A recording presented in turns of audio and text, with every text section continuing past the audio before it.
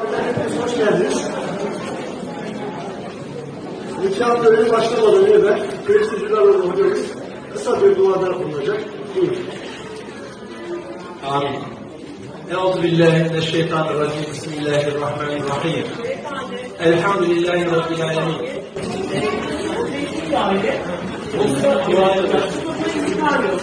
Niye satıyorsun?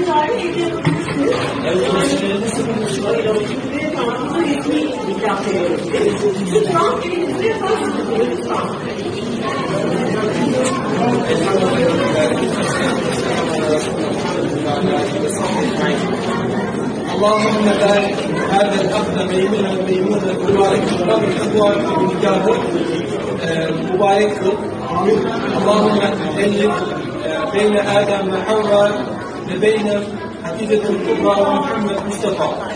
Allah'ım Adem ile Havva'nın Hatice Kubra ve Muhammed Mustafa'nın arasını nasıl uzlaştırdıysa bu kardeşlerimizin arasında aynı şekilde uzlaştır.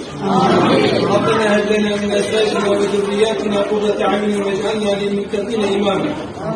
Ya Rabbi eşlerimizden, çocuklarımızdan bize göz nuru, günün sururu olacak mutlulukla ihsan et. Amin.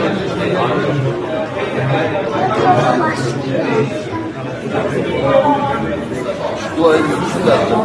Adem ile Havva'nın Hatice ve Muhammed Mustafa'nın arasında uzlaştırdıysa bu kardeşlerimizin arasında aynı şekilde uzlaştır. Amin. Rabbena hedlena min ezvacina ve zürriyatina kurrate a'yunin vec'alna lilmuttaqina imama.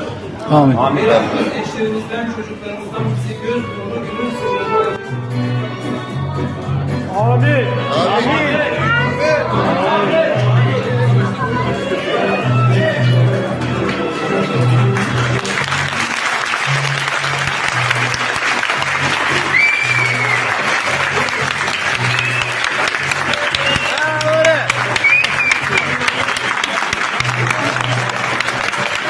Layık oldunuz. O da oldunuz. Değil mi? Bravo. Bravo size. Aferin size. Çok iyi yaptınız.